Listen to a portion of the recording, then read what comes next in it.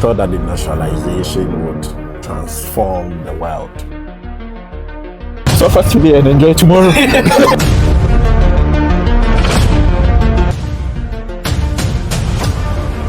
Hi, welcome to the first ever episode of Untold Alternatives, the podcast where we share untold stories, lived experiences, and proven but taken for granted perspectives to unlock new possibilities, broaden horizons, inspire innovation, and catalyze meaningful solutions.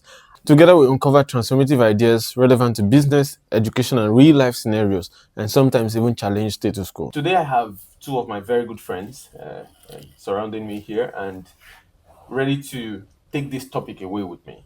And on my right hand is Felix, who is,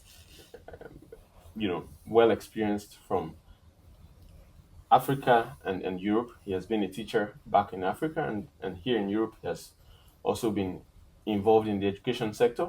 And on my left is Nana Bonsu, who is also well grounded across Africa, Asia, and Europe, gathering experiences from these different continents. And I think these experiences from both of them, comes handy in terms of, the topic we have today. And interestingly, Nana is somebody who is in the tech industry, which is one of the industries that has, really transformed the developmental landscape across the globe. And that also, I think, is going to be something that will enrich our conversation this morning.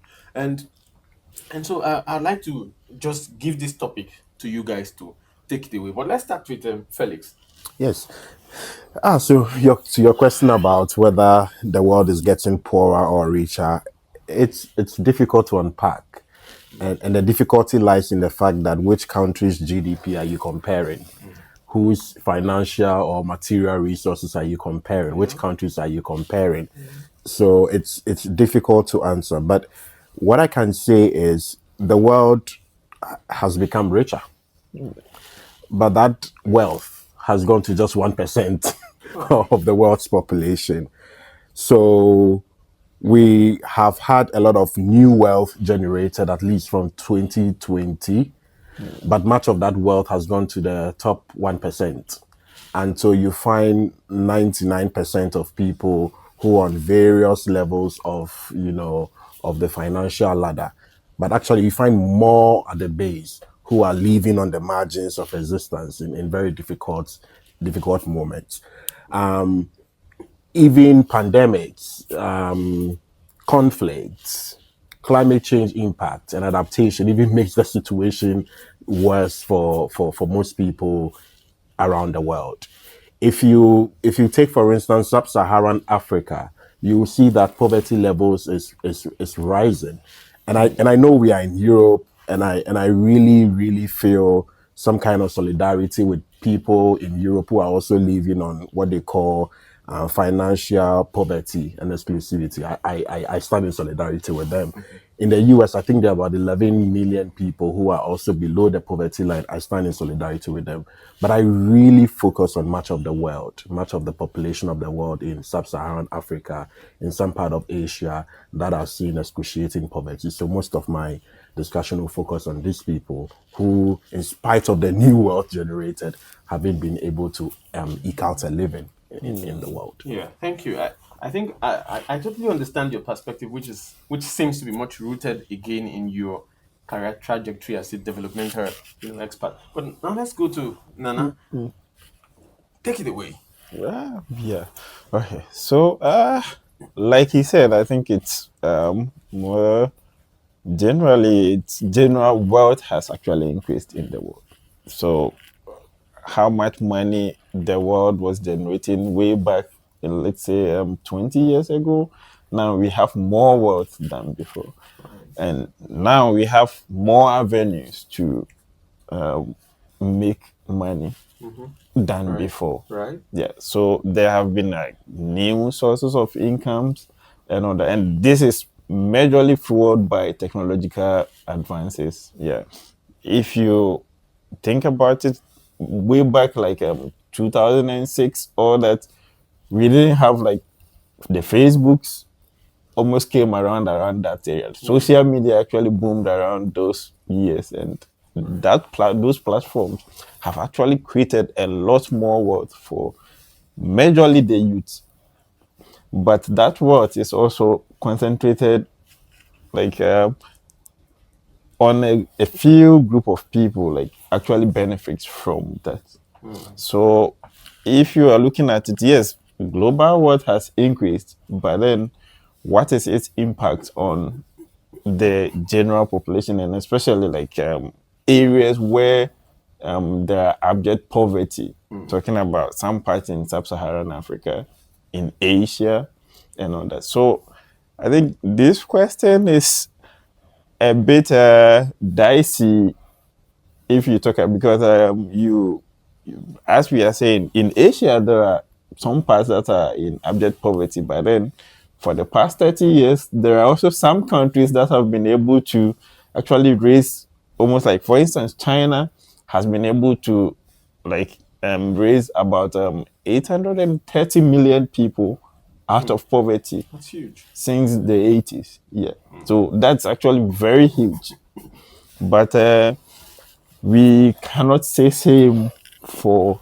some sub-Saharan Africa. It's a lot more difficult because I don't know. Well, most of us are from that part, so when it comes to that part, we are a bit emotional about it sometimes. But it is the truth because we haven't been able to actually benefit so much from the avenues that have been presented to us. Yeah.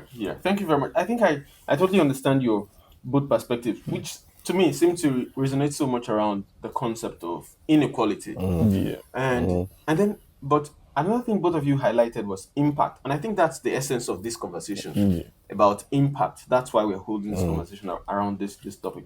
But nowadays also there have been arguments and conversations around how do we measure this concept of poverty, because over the years people have begun to realize or in their perspective argue also that our conception of poverty has been based on economic indices, Yeah. figures alone, and that would kind of leave out some people from the scope. Yes. And especially, for example, people who are not in the mainstream sectors, people who may not fall within the, the mainstream economic activities. But would you say also that they are poor? Because, for example, both of you have mentioned emerging economies, for example, Asia, parts of Asia and sub-Saharan Africa. And those contexts are places where we know that there are many people, in the informal sectors. So what's your thought about how we even come to measuring this? Yeah, I think for me, the conceptualization of poverty is always an ideological, political tool. I mean, there's one Colombian scholar, Atero Escobar, who has said that poverty is in itself an ideological and political and imperial tool used by the West to classify the global South, and see them as inferior. Inferior because they are living on $2, less than $2 a day. So I do really agree that poverty can be used as an imperial political tool. But in reality, poverty does exist. Okay, I'm sorry, I'm going to cut you there. Yes. I want to come to Nana to talk about politics, imperialism, and all of that. Do you think it's plays out here, and what's your thought about that in terms of defining? Well, yeah, I think it does play out because the question is how do we define the poverty? Because if you are looking at how the UN measures all these things, it's based on the fact that maybe this group of people live on maybe $1 a day or $2 a day. But then you come to sub-Saharan Africa, most people actually eat from their farms. They go to farm, they eat, so how do we quantify those? So those are major issues with the whole classification, the whole definition of how these things are. Yes, there are people that are living in poverty that cannot find food, even 3 square meal a day. It's hard, but some also actually are able to find food, but then mostly those foods are not ones that you if you ask him for, let's say, how much do you make, they will not be able to tell you, but they know where to find their food. And they know where to find traditional alternative Alternative medicine. medicines, exactly. know. So so how do we quantify this? How do we Yeah. put all, and how do we define all those So in a way, you see that a certain reality, a certain alternative is taken off the picture. Yes. And then there's this kind of singular, one way, one-sided fate of explaining what poverty is. And for us in the international development sector, we think that poverty becomes kind of a rallying tool for the West to say that this group of people need help. Yes. And so the whole focus of international development becomes that thing of we going out there to save the world yes. and to give a kind of help. And then it creates an image of these are the inferior people and we are the superior people solving the problems of the inferior people. Wow. While in many cases, the definition of poverty, like all of us have agreed on, it's not really because someone doesn't have $2 in hand. Okay, but it's also the fact that people do not fall in the formal economy. They are informalized, and so their wealth or what they have cannot be captured or calculated the way we want it to be. Or it's also because some people live in very traditional, frugal societies where they get their food directly from the farm, they get alternative medicine, and they are living their good life in their context. But in the West, you cannot say they are living a good life in that context. So, but again, I'm also careful to say that it doesn't negate the fact that poverty does exist. And that there are some people who are really on the margins of survival and existence. But I want us to be holistic in how we define and solve poverty. In Europe, for instance, the term that is used is financial, nearing financial poverty.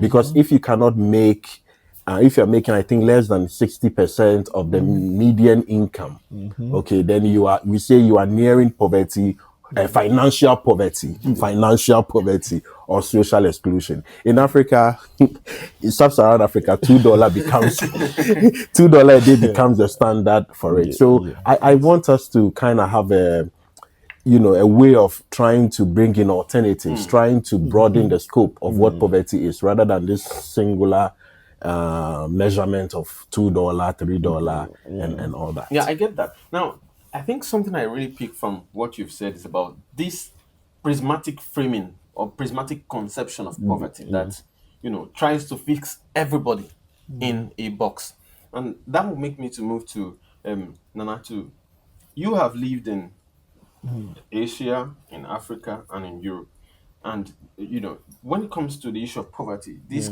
topics are very predominantly discussed about poverty in Asia and in Africa most of the times. Now, do you think that this, again, something that is very peculiar about these two contexts, especially Asia and Africa, is cultural richness. And those cultural richnesses seem to underpin even their organizations, such that institutions are rooted in the cultures, in cultural frameworks. What do you think? Do you think that can also fall within the framing and the scope of, rich slash poor? Or what's your thought about these conceptions? I think so, because if you look at the Asian culture, the African culture, you look at them critically, mostly they are not that much far apart. It's very similar, just that maybe a few things here and there. But then also it comes to poverty, I think we all say it differently, mostly in those parts, right? And one thing that also impacts it would be, I would say, the whole political atmosphere, what kind of system is the country practicing, and all those things. Because I lived in Asia, and yes, there are places that are poor. In fact, like a country as huge as China also have like some poor. But then you cannot also take away the fact that there is actually tremendous improvement in like raising people from poverty, you know. And when you look at their institutions, it's built to help solve these poverty problems, and it also includes the culture. Everything they do is kind of imbibed in whatever culture they have. So you kind of seem to see that kind of flow, like smooth transition, and that has, for me, I believe that actually helped their economies so much. Okay, I'll stop you there. Interesting. I think that's one perspective that has been re-echoing more and more nowadays. But I'll come to you, Felix. Some people have argued that culture has no place in development, especially when you're talking about transitioning from poverty into wealth. Maybe you need to get rid of your cultures because I mean, for years or for decades, people have held the perspective that their poverty is in their culture. So if you need to make wealth, if you need to become wealthy, you need to adopt the culture of a wealthy nation. You need to get rid of yours. You need to adjust yourself and adopt this clone of modernization in quotes. Do you think, especially as a development scholar, that culture has any place with development trajectory, especially, I mean, again, Nana has reflected on that, but what's your thought and from your own perspective? Yeah, I think there used to be that thought of modernization and all that, but now I think a lot of us are doing post-colonial kind of analysis of that whole thought of following the Western model to become rich. I mean, you just spoke to someone who's lived in China. China is probably now one of the richest places in the world, Yeah, right. but it has kept its culture, really.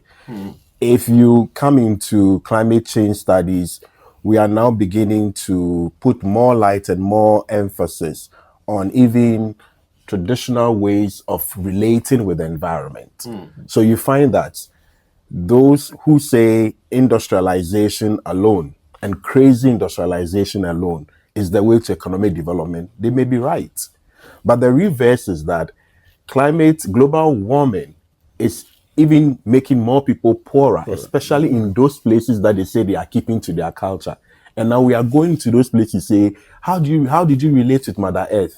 How are you now? What's your relation with Mother Earth and Yeah. all that? And then trying to find new ways of beating about climate change. So culture is important. What we fail to look at when it comes to culture is that most of these places we are referring to have been colonized before. I'm not one of those people who still want to hold on to colonization as being the whole problem of Africa. I'm not one of them. But I'm one of them who wants to say that there's what we call continuous violence of colonization. See, the white man is gone. The black man is in power. But that black man is in power over a system that has been created by the white man. No two ways about that. So the black man in power is living the life of exactly what the white man does. So there's continuing coloniality. What do I mean by that? We are still doing central planning development in most countries when we should be doing more like decentralized. So if we need energy in many part of Africa, we have to do centralized energy system and then find a way of taking it to people in many places. Whilst we should be looking at decentralized energy so that someone somewhere who doesn't need a big expensive electricity generation will be able to have some solar panels somewhere in the village where they get energy so that government doesn't have to spend all its money building infrastructure that really even puts more debt on its economy. Now I'll stop you there. I'll come to Nana now. Felix has driven us a little bit again deeper into cultural context, and again, would you like to reflect on some of your experiences and thoughts about the role of our culture in transitioning from poverty to wealth? And I bring this question to you specifically because you are, I mean, in addition to your experience, you are also in tech. Yeah.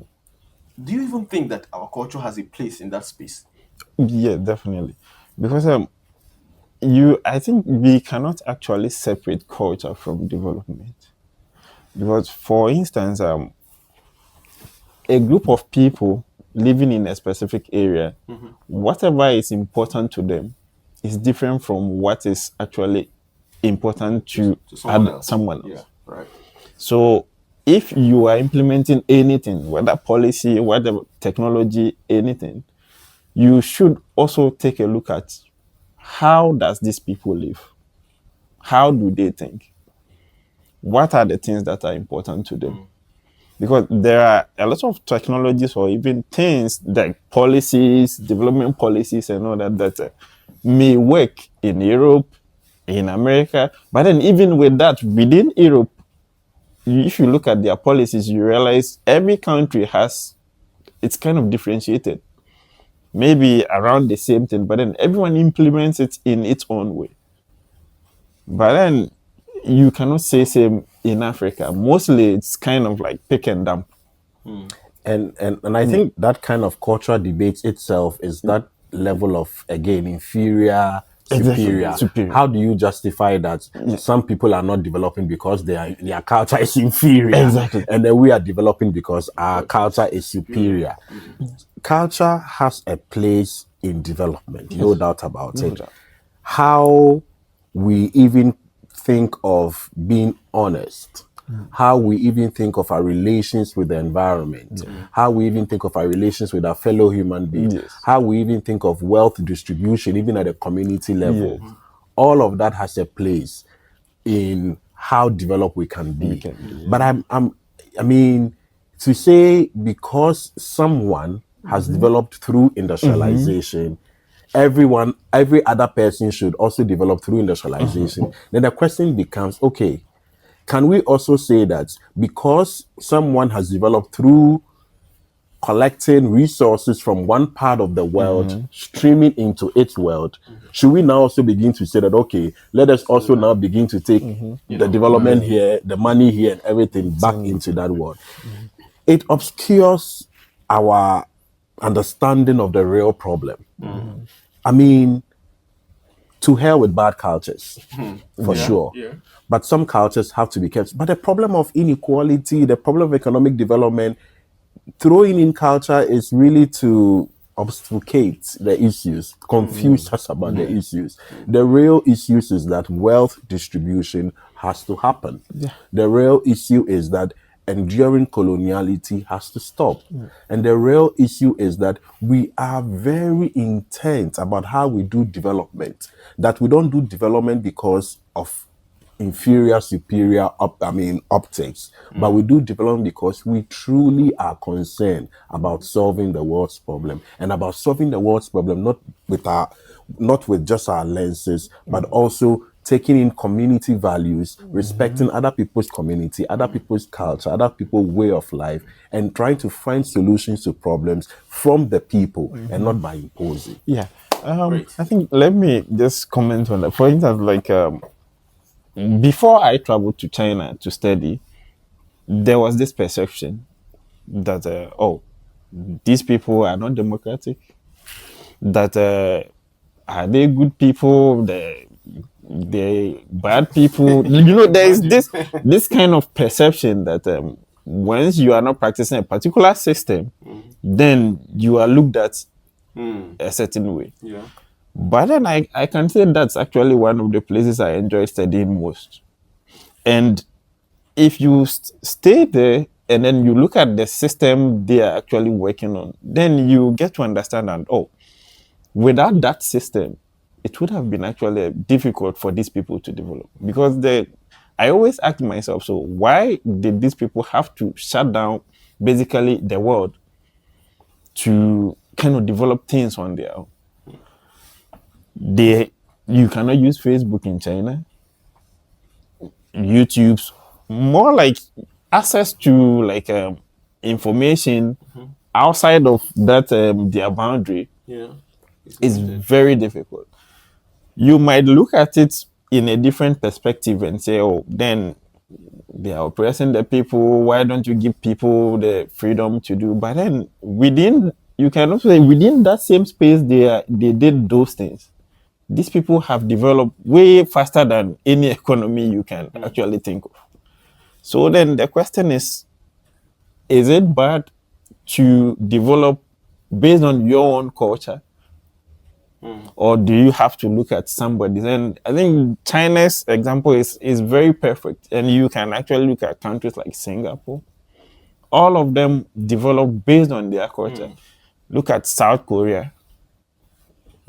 Yeah. All of them develop, and you could see the cultural context is not taken out of the development. Yeah. So culture can exist alongside Development. Because for me it helps, because once it's alongside, the people understand what is happening. They take and ownership. They take ownership. The impact they feel it. Absolutely. I think this makes sense. So typically, culture provides a spectrum for people to understand where they are coming from and where they are going. Now, because we have agreed that, or both of you have shared that values are fundamental to development. Yes. Now, and most of the times when you export developmental ideas, you don't seem to be able to export it with the cultural values that underpin them. And so when it goes to the new context, it becomes a challenge because the people need to embrace a floating, ideology of development that is not suited to their value system. And ultimately, people have argued that such perspectives have been eroding these, the values that existed in those places. And when that happens, it creates more crisis, exacerbates existing problems, and even drives the country much more into poverty. Now, interestingly, we shared earlier that technological advancement is something that has really brought more wealth to this generation. Yes. But then I think there's another one perspective of this technological advancement I'd like us to talk about. And meanwhile, along the line, I would also like us to take some steps backward to look at previous generations. But as we go into tech now, some people have argued that social media, for example, just using that as a case study, has actually connected the world significantly, unified the world. And at the same time, it has significantly or let me not use the word significantly now. Let me say considerably homogenized perspectives on development and on this transition from poverty to wealth. And in that homogenization, these westernized perspectives seem to be dominating in those contexts where Felix, for example, cited the issue of inferiority, cultural inferiority. So those people, now getting unified, coming to social media platforms and seeing or interacting directly with people from these other contexts, seem to copy or educate themselves with those things and kind of get rid of their own value systems. And at the end of the day, do you think then that, I mean, this question is to both of you to chew on it. Do you think then that these tech that has been very, I mean, doubtlessly useful to our generation, ultimately in the long run, what do you think is going to happen to, this transition? Is it really going to be possible to move forward, or will it cause more troubles in this context?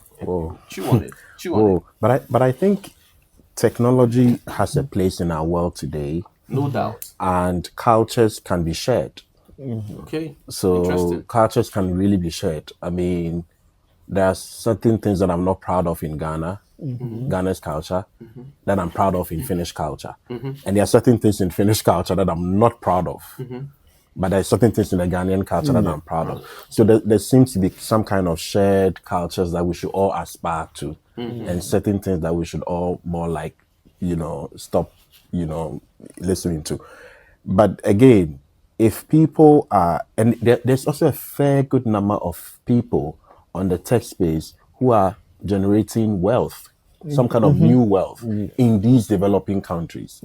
So in a sense, some people are eking out a living, employing people and providing or expanding GDPs. in developing countries. So tech has a place. There's always a certain number of people who, by virtue of themselves, maybe some kind of inferiority complex or something, would want to be more westernized than they are.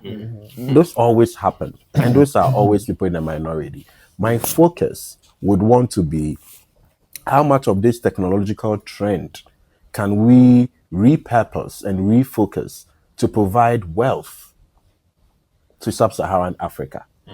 How much of this technology can be shared so that I want to see the next Facebook coming from sub-Saharan Africa, okay, based on sub-Saharan Africans' culture. I want to see the next Microsoft being built in some place in Africa that looks at or is based on Africans' culture and ethics, way of life, and all that. That is going into the world and generating wealth. I like to see those things. So I'm not one of those people who would say that, okay, because young people are on social media and trying to be influencers and all that. No, if they are influencing and there's money out of it and that money is used in the right way and it's not money laundering, I'm all for it. We need to grow our GDP. We need to learn from the best technologies as possible. We need to give more capacity. And if technology and social media gives that, to the extent that it grows the GDP, to the extent that it gives people work, and to the extent that more people would rely on it, whether in rural villages, to be able to also leap out of poverty, I am all for it. So there are good things to learn from cultures, and there's also the technology that we can learn from and build capacity on. All right. Would you have some things Yeah. to add? So, or do you agree with? yeah, I do agree with him because mostly cultures, I don't see any culture that is perfect. It's just like any policy, anything. I don't see any culture that has like all of the boxes ticked. There are some parts that are okay. There are some parts that are not okay. Even with our own cultures, we can agree that even in, for instance, I'm from Ghana. In some parts of Ghana, there were some cultures that quite recently they just come and they just looked at it and they're like, no, this one it's not okay. It has to be stopped. People raise concerns and those things are stopped. A classical example would be if you are looking at the Ashanti traditions, mostly in the past, colonization, those times, when an Ashanti king dies, according to the culture, they have to kill somebody to accompany him. To the land of the dead. To serve in the land of the dead. To the land of the dead. Yeah. But then that stopped because, well, you can also attribute that to colonization because that was also one of the agreements that the colonizers made that, hey, for us to be able to stop this colonizing you, these are some of the things that we need to settle. So you need to stop this kind of practices. Okay, interesting. And they didn't have a choice. They had to agree to it. To me, that is a good one. But there are other ones also that have been also transferred or learned by us from the West that are also not okay. You see, and he's really spot on. I'll give an example. I think there was a research by one anthropologist, I cannot remember a lot now, but it was to look at even how political decisions were made in Africa. You and I will realize we probably are not conscious of it, but in most places in Africa, decisions were made by consensus. Yes. Even in our school system, we never said, okay, how many of you agree? Put up your hand. Majority, minority. We never had that. We always would agree to do something consensus. So there's consensus, there's some kind of shared, understanding and all that for us to do. And then democracy happens. And then we have to vote. And then whoever wins the election has the total power for the number of years to make decisions for all of us, even if we do not agree to it. And then the minority has to be quiet and then become an opposer. So, but in the past, decisions were taken. They were all shared. They were all consensus building. We didn't have to fight. We didn't have to bring. There wasn't going to be the need for conflict because everybody felt a part of the decision making process. So I feel like that kind of culture shouldn't have changed. Even if the politics became formalized, Yeah. the process of making the decisions where it is always shared, it is always consensual, should have remained. That culture shouldn't have changed. But now we spend more money on elections, invite more More troubles through trouble. the money we spent on elections, use more money to resolve the elections, and then the enduring coloniality of corruption continues. I think we should focus on where the money goes rather than the ancillary things about, okay, you have a bad culture and all that. I think those are superior, inferior things. I'm interested in where Yeah. the money And goes and I what the think money one does. thing that also mostly I usually do kind of I see a problem with would be even with tech. If you are implementing something, you need to look at who is going to use it. What is the behavior of those people? What are the things they like? Is it really solving a problem in that area? Or it's not. So because we have a lot of technological advancements, like a lot of systems here in the West that works perfectly. But then if you carry that same system and send it to Africa, some parts, it wouldn't work. So now we are in a world where some things generate wealth. In some parts, there it's doing amazing. But in some parts it wouldn't actually do really well. So it's more of, I think things has to be tweaked, and that is where there is the importance of indigenous technologies and all that. So whatever you are building has to be something that the people want and it solve their problem. Yeah. And so in Africa, you could see, I think that's a challenge in most because mostly we have systems that someone has already used there. Oh, that is a good system. We can also try it. But then we start implementing those and it doesn't work. Yeah. Super. This is really, really interesting. And I think we have gone really deep and really far. And the depth of where we are now actually reflects how deep and how complex this puzzle is. Because poverty is something that touches on every facet of Yes. life. And I mean, name it from economics to health to lifestyle to, I mean, everything, everything. And I like the fact that we have reflected on most important, I mean, most interesting perspectives, and particularly what you just shared, because over the years, people have, in different contexts, wholeheartedly embraced technology. I mean, Yes. especially before now, as the way out. This thing has, but let me take off my glasses. This thing has the capacity to, solve every problem. Do you really think so? I think it's still the whole idea of the one size fits, everything. Yeah. We thought that industrialization would transform the world. It did transform some part of the world. Yeah. We thought that we are the technological age, and so technology should be able to do is the Chinese you say the sine qua non of everything. I don't think so. I think there are multiple pathways to development. Okay, I'll cut you there. What do you then think that these different contexts can bring to the table in terms of charting their own way forward? Yeah, I think with what you just said, technology on its own has different departments, or I'd say have different sections. Yeah. So if you look at technology, that's something big. Because for instance, in Africa, in the olden days, we used to use cutlasses. Now we have mowers. Yeah. That is technology. There are different parts of the world where we used to use kerosenes to get light. You put it in those days. Now we have electricity, hydropower. We have solar energy. We have so many different types. So technology on its own, it's huge, it's big, and depending on how you are able to tap in, because my brother said, industrialization came.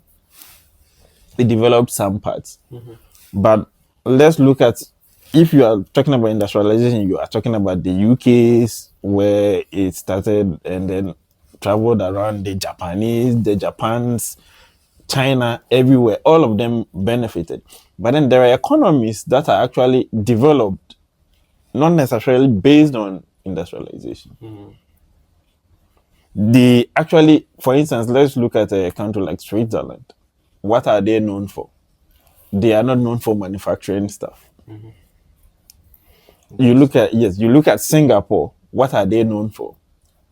They are not known for manufacturing, huge So manufacturing service stuff. economies, It's a service economy. tourism.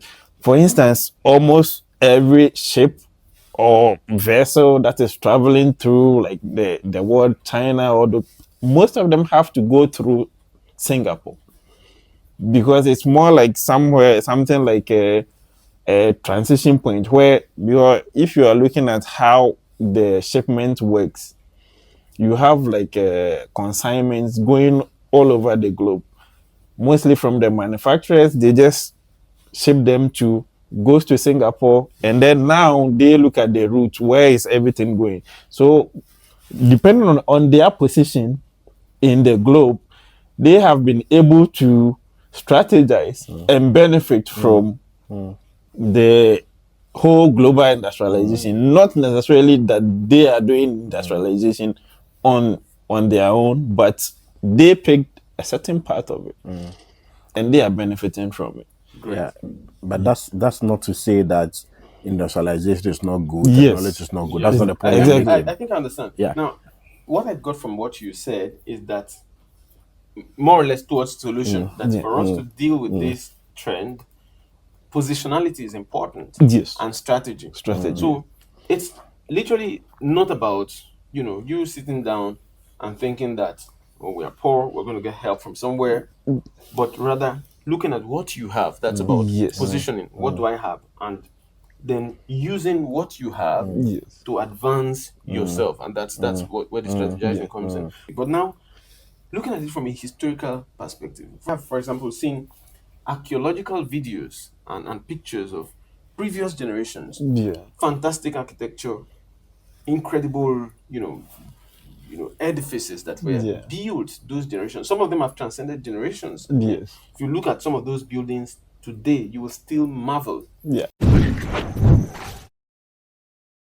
And remember also that those times, the world was more or less living on their, nations were more or less living in their regions and on their cultures. There was no this, unification of these, perspectives. What do you think?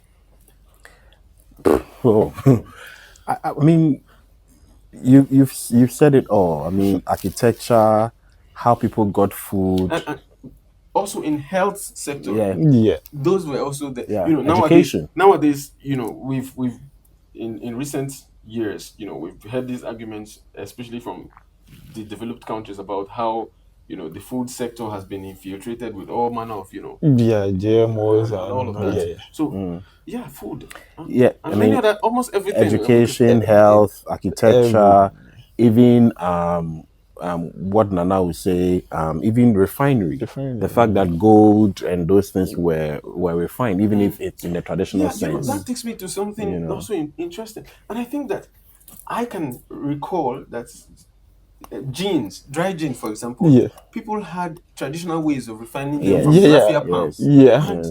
But nowadays, some of those are being made in the laboratories. And again, it comes those whole concerns comes down to what we call colonization, and again, globalization, yes, which is a subset of that anyway. And I'm not one of those people who think that globalization is the only bad thing. Is the foundation of everything. It is some foundation, but not all. But you see, there's again what we call the enduring legacies of colonization. In those past, people lived in their own communities. They had to get their resources from their own communities. They owned those things. Now, people don't own anything. Everything is given to the former state, which is itself a product of colonization. And then the former state decides what it does with those people's own I'm going to resources. cut you in right there. So, do you think? Okay, Yeah. you want to add something before? No, just like what he said, it's interesting because if you look at how like the concept, the management of developed countries and underdeveloped countries, there is something very like peculiar in those. Like kind of they have similar stuff. If you are looking at the United States, Mhm. how are their cities managed? The states, as they call them, every state is kind of independent. And then they have the central government. But then if you look at how it's really being managed, it's being managed by each state on its own. Same thing happens in China. They have what they call the provinces. So it's more like the provinces manage whatever affairs they have. And it's sort of they generate the revenue there, they distribute the revenues there. It's kind of a competition. You have to own Generate what you more. have to develop. But let's look at the African context. The Ghanaian context, that is what I know most since I am from And I there. think it's the same for most For most Yes, contexts in and for most sub-Saharan African Africa. countries, you generate the money there, it has to be sent to a central government The central before governments. it comes back. So now I think that would lead me to something you have highlighted time and again, the imprints of colonialism. Because, for example, when you took a historical reflection on the past, how African economies and indigenous economies generally, not even just in Africa, but in every country where there are indigenous people were built on a model of community where Yes. and community is something that embodies independence, which is what we have identified now as something that most countries have just modernized Yeah. to an independent system of governance for unique states or Yeah. people with perhaps some commonality in their identity. But so I would think that this could be now moving towards solution, that independence of people's independence, especially in terms of working together, owning, ideologically Yeah. owning, and also physically or materially owning their resources or their part to development can be something that can help them move forward. But again, I still want to go back to history because I Yeah. think it is historical reflection that has brought us here now. Yeah. Again, those times, you know, I believe that, of course, I understand there were no universally recognized statistical institutions that were keeping records. But some people have, for example, said that global health was in a better state because these unique peculiarities and traditions of different people helped them to handle their challenges. I Yeah. mean, a common example would be something like malaria, which is known to the sub-Saharan regions, but you don't find that in the West. So, if you think about malaria as a health challenge, it's something that bothers A but doesn't bother B. So, Yeah. what do you think? A is should be more concerned about dealing with it, and A should also most likely know or understand it more in terms of dealing with it. That's just an example, anyway. Now, when it comes to walking out of poverty, these local refiners that we talked about in the historical times, who, for example, go to tap palm and Yeah. palm trees and locally refine it to gin and build their business models on those kind of local practices, were they not able to build houses, take care of their needs, and all of that? Yeah, I believe that they they must have been could. able Yeah, to do they those did. things out there. They did. But nowadays, such you know businesses to a large extent have been undermined, Yeah. looked at as something that you don't no, get rid of it.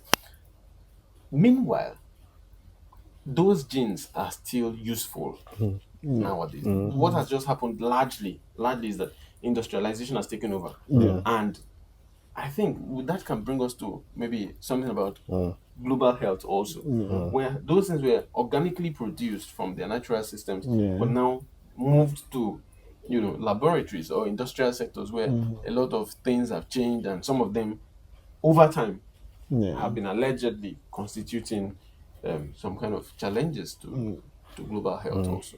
So, as we wrap up, I want you to give some suggestions on, based on what we have discussed so far, where then is the way out of poverty. What can we think? What can we, look at that can help nations that are still struggling with this trend to move forward? I think the first point I'll make is if the neoliberal economic model of free trade really must be free, then the same amount of things that comes is dumped on Africa. Africa must also have a leverage of also dumping its produce in the West. But this free trade is one sided, where everything from one sided is dumped on us. Yeah. What it does is that it kills local economy, it kills local production, Yeah. it kills, we are just a consuming people, an importing people, rather than a producing Yeah. people. So, if I understand you correctly, you continue is that Yeah, poverty literally moves with the trend of the of train. course. Where the dumping goes, Of there the course, poverty of goes. course. So if we be, and you will see that in Finland. Have you seen any? Have you seen many American companies thriving here? No. It's a kind of protected system for the local economy. So in Ghana, if we are eating a lot of rice, I should expect that we grow our rice because we have the capacity to grow our rice. If we are consuming a lot of eggs, I should assume that we'll expand our, Poultry farms. poultry farming Yeah. systems and all that. So that what you have is the money stays in the country, production stays in the country, and that we can be able to expand jobs, put many people into work, and from whatever they earn. Or even we don't even have to put many people into factories. But the fact that people have their own poultry farms in villages and in communities, the fact that they can sell at a fair price to a state-regulated, system in its own would bring many people out of poverty. So I would say that we should trade in Ghana than this kind of everything coming in. The other leg I would want to see is that West Africa is a big market for us to trade within ourselves. And I'm looking at subcontinental cohesion and subcontinental development. Nigeria is a big country. Okay, imagine, I think 400 or 500 million people in West Africa, if I'm correct, trading amongst themselves, each of them capitalizing on what they have. You have quite some resources. We have quite some resources. When we maximize it, we'll be able to, do more. And I think also development must always be kind of a bottom up approach than what we are seeing to be top bottom approach where everything is centralized and people have to politically decide where they share the resources. But I think if development is bottom up, where even at the village level, people can meet and talk about what kind of development they want to see at that level. How much, where do they think they can find the resources? In some cases, you don't need money. You need even communal Communal manpower. manpower Like to in our do it. most cases in Ghana, you need communal manpower. And of course, we can come to democracy. Our democracy can be a lot better than it is today. It's a capture. It's a capture by rich, elite, corrupt people, and then the real local grassroots people are left out of the political system. But that's a different question. So I would say free trade, if we want it to continue, should really be on equal terms. I would say that we should make in Ghana, buy in Ghana, make in Nigeria, eat in Nigerian. And I would say we should begin to start small, looking at some kind of continental alliance. Let's start with West Africa. Let's trade amongst ourselves. Let's there be free movement within West Africa where goods can move across based on each other's strength and what they produce. And I think we can be able to generate a lot of jobs and a lot of money from there. Great. I mean, at that level. Great. Thank you very much. I think I've got some very key insights from your reflections. The fact that, and it also resonates with what a significant perspective of intellectual discourses nowadays are echoing, which is about bringing in indigenous voices and perspectives. The fact that a woman in the village has a poultry farm doesn't necessarily mean that she's poor. Yeah. All you need to do is to see how that her business can be encouraged and developed such that he or she can contribute, I mean, participate in the economy and also benefit from the economy.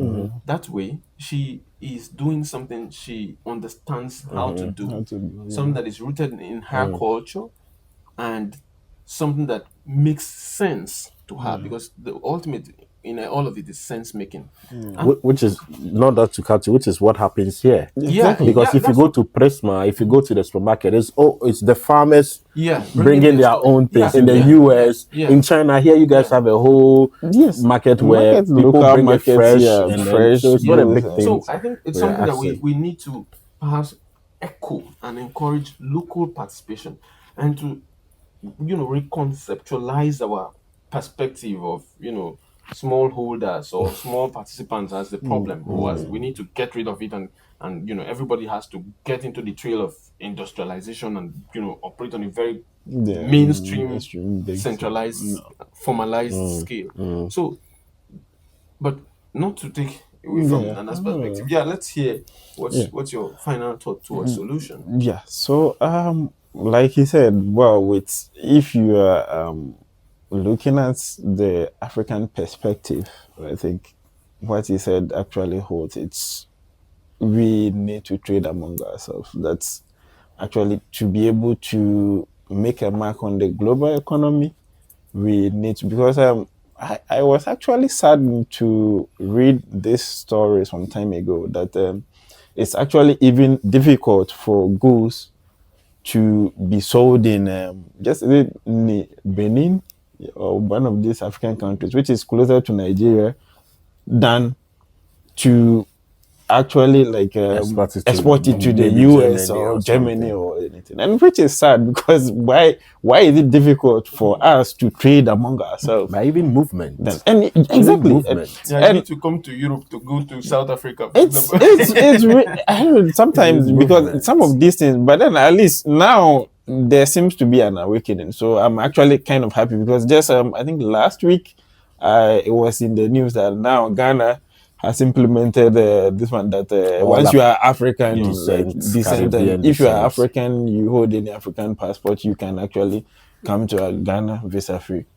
So these things, at least, I think Rwanda implemented it first, yeah, Yeah, and I then think some other Kenya countries, also yeah, did partially too. are kind of following. So for me, at least those are some classes that we need to look at. But But this is obviously at a small small scale scale, exactly. because the whole impact of colonization is, I mean, sorry, the whole impact of poverty is a global Yeah, phenomenon. Yeah. right. But at that small level, because you have to look at Yes. global power structures, hierarchy, Yeah, Yeah. imperialism. But I think at our own level, if we are able to begin to consume what we Yes, yes, what produce we and produce produce what and we yeah, consume, we it's going to yeah. help a lot because looking at sometimes you look at the whole even industrialization thing and it's sad because in Ghana, for instance, you look at the manufacturing things we manufacture, even the local stuff, mostly the investment comes from elsewhere. elsewhere. And these things actually affect our economics so bad that I don't know, it looks like we don't actually take notice. Because for instance, if most of your big investments in the country belong to foreigners, then what happens if they pull their investments? The funny thing is that most times I think they celebrate it that we have had Yeah. huge, Yeah, but We actually give them free tax yeah, exactly. breaks, and then we actually tax more More on the of our local people and all that. indigenous. So I mean, yeah, but if you ask me at the global level how we can look at some of these things, I think it's not a lost cause. There's an opportunity for Africa. Currently, I think the critical minerals that are needed for renewable energy and even the car industry in Europe, I think about I'm not so sure about the figure, but a lot will be found in Africa or is found in Africa. I think now Africa has to step up and say it cannot be business as usual. yeah, Now, if you want these critical minerals, this is the terms of getting these critical minerals because Europe and the US would continuously rely on energy. So even Africa also needs even energy. Africa needs its own energy to yeah, power so itself. right. So I think critical minerals should be one of the areas where we begin to see Africa rise up and say, no, we cannot do But business as I think the usual. problem is still what Nana has raised. Yeah. This problem of it still happened in some Yes. countries even till recently. Yeah. Let's you've talked about critical minerals. Do you even know that cocoa? I mean, Yeah. coffee, for example. Africa is the bedrock of coffee in the Kenya, world, Ethiopia, but yet yeah. it is the least profiter from that business. So and Yeah. because I even watched not so long ago an African president still perpetrating this same thing we are saying, oh, please come and help us. So the question is, who is going to help who? Yeah, I mean, again, it's part of this whole insidiousness of, colonial thinking, Yeah. which is deep rooted in In, us.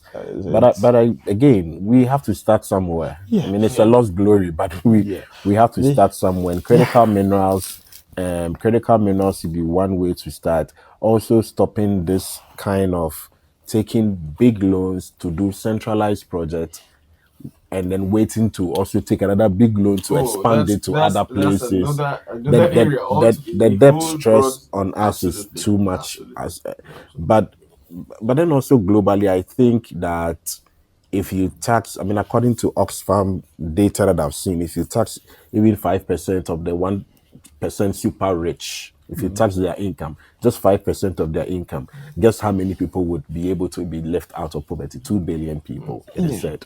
So income But equality is good. But I think that some people will argue against that kind of vilifying people who have been Oh, no, super no, rich, no, no, because for no. example, I mean, if you build a business and you're able to find your way up the ladder, Absolutely.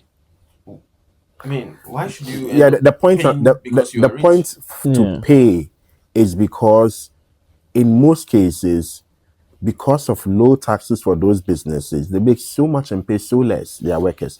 But the most important thing is the pollution from most of these big industries in terms of global warming is actually displacing people in Mozambique who have no connection whatsoever to whatever is being produced. So we are not saying just hate rich people and tax them for hating them say because they are rich. No, we are saying that let them pay for the harm that they cause. And part of the harm is global warming. Yeah, I get your point, but again, I think this is a very interesting and very dicey topic to reflect on, because I also understand that people, for example, who are in those positions, especially those who have built their business from the scratch. I mean, let's look at it this way. I mean, from a more objective perspective, you talked about low taxes. These taxes, I think most of the times are available to anybody who is willing to start a business, or there are opportunities that are there.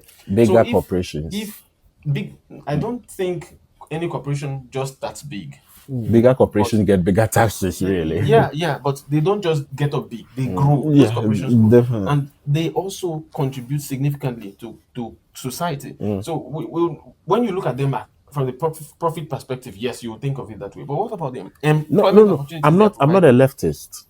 I'm a centrist. Okay. But I'm a reasonable centrist, saying that people make lots of money. Corporations make lots of money. It is not out of place for corporations to begin investing in the communities they make money from, to begin investing in the But they people would say who. they are doing social responsibilities. Yes, how many of that anyway? But I'm saying that if you have corporations contributing to global warming, that someone in Mozambique who has no Well, I think whatever connection to it should be able to be helped out. I would see. I see. I'm a little bit skeptical of that perspective, because to me it has some elements of socialism, and It's which is something that many countries are even moving away from. Countries that have been it's a matter of little paying bit of, fair taxes because, for example, most big because corporations don't pay more taxes. what Really. stops the people in Mozambique from exploring? I think Now, the people in Mozambique are for example. facing an existential problem with global warming that they have not created. How do they stop it? As an example. Now, of course, I know that we're using Mozambique as an example, so Mozambicans shouldn't Please. feel like We are in solidarity. yeah. But then I think for me, I feel like, okay, when we talk about like the I think the major issue would be the fact that we are able to actually capitalize on our indigenous and all because like the taxes and all that. Yeah. So how about the Middle East Okay. that have seen like tremendous development Yeah. in recent years? Mm. Dubai, what are the taxes in Dubai? Very low. But that's Yeah. a state. You're talking about the state means of production. In other words, if the state is producing oil in those places, it's what we call a nationalized economy. Yeah. Oil is nationalized in a way, so it goes back to the same people. And but private people. that's what I'm talking about. In Africa, for instance, we have basically kind of similar resources. Yeah, We don't. with much No, no. more resources. Actually, we do have. You and I know that in Ghana, most industries, most indigenous Ghanaian industries have collapsed. Yeah, Why? and that is the reason. That's what I'm that's where we actually should go to, coming yes. to. Yeah. Because I think for me, that's where the problem is. Beautiful. Because, for instance, these people had resources and they've been able to capitalize on those Yes. resources to develop Yeah. their nation. Yeah. I don't think they have And- resources in most cases.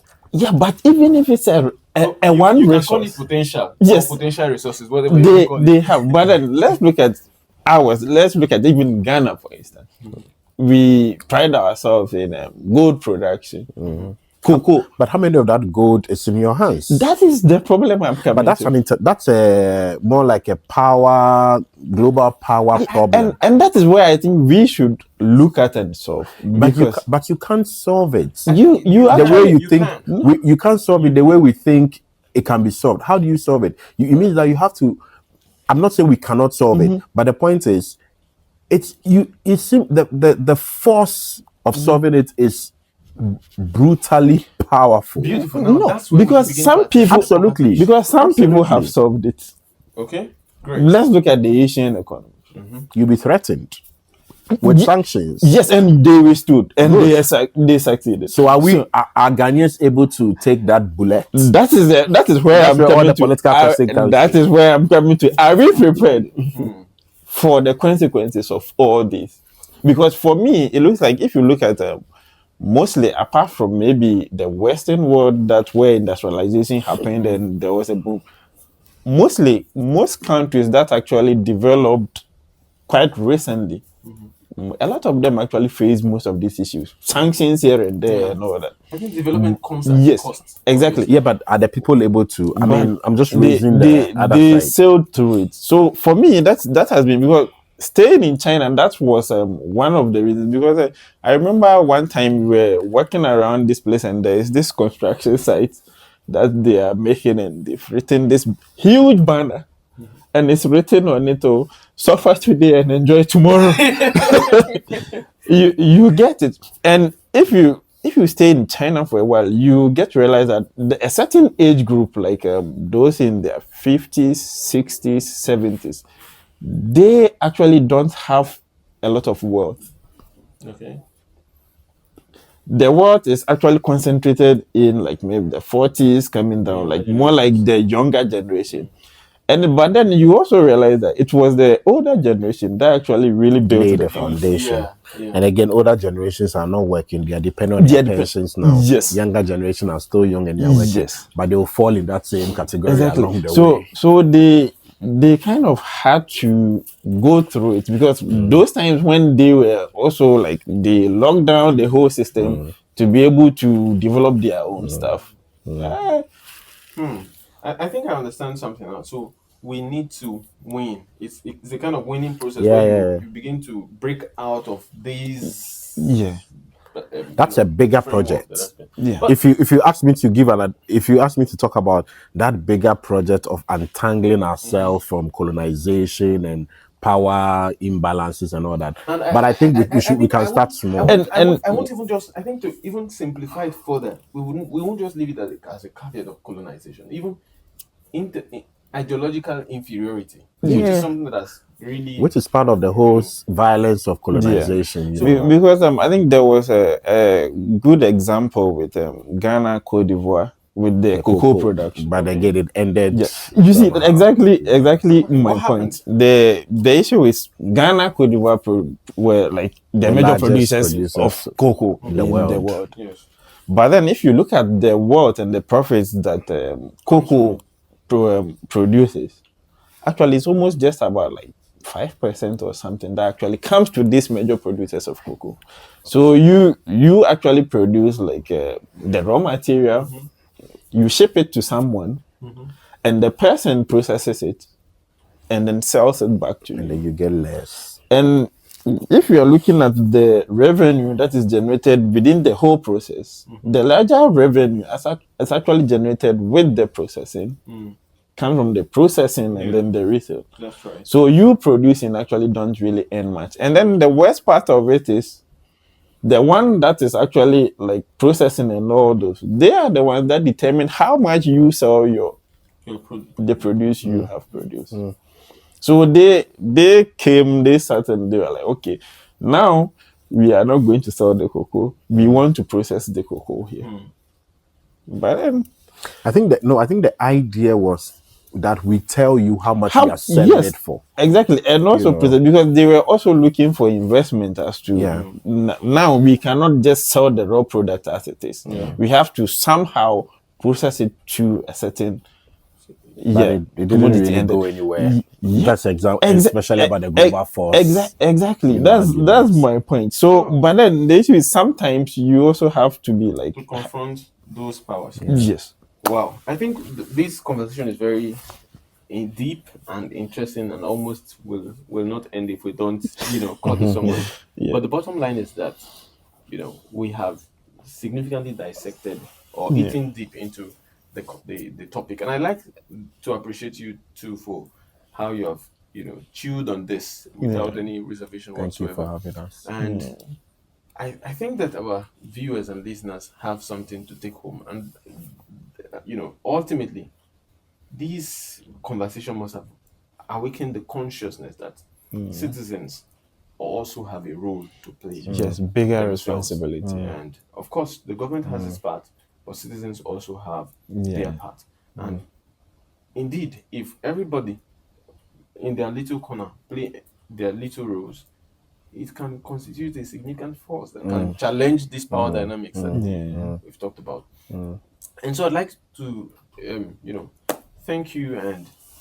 But the question that I'll throw to, our viewers is that, do you think the world is getting richer or poorer? I know that my friends here have, expatiated on the topic significantly. But what's your thought? You can drop your thought or share your thoughts in the comment section. And remember to subscribe to this podcast channel to stay updated with more engaging and interesting conversation as we move along. So, do you have any final words before we call it a close? Well, our final words is that the world is definitely getting richer, but for a few people, and for most people, poorer.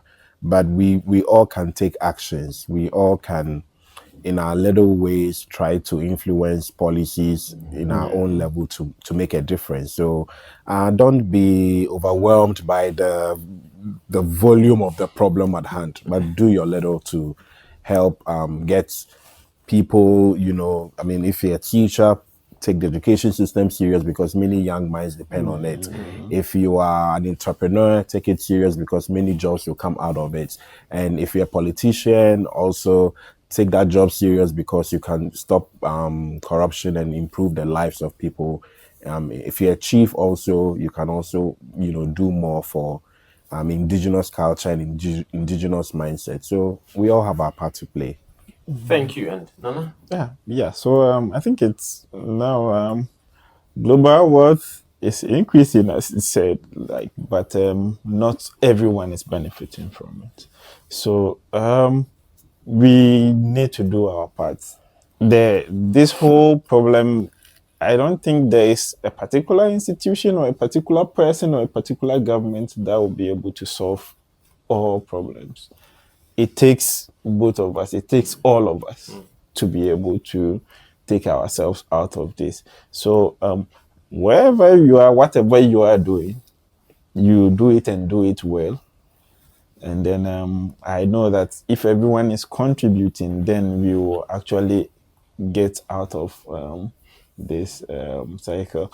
And well, this topic is kind of something that is very dear to some of us because Yeah, Yeah. yeah, I where we are understand. from. I So know. it's It's an And emotional. our views yeah, our views are not influenced by exactly anything. by It's just anything. No, so nobody not should at take all. So offense. I no, mean, it's Absolutely. just It's yeah, understandable. yeah. absolutely. So yeah, so we should do our parts.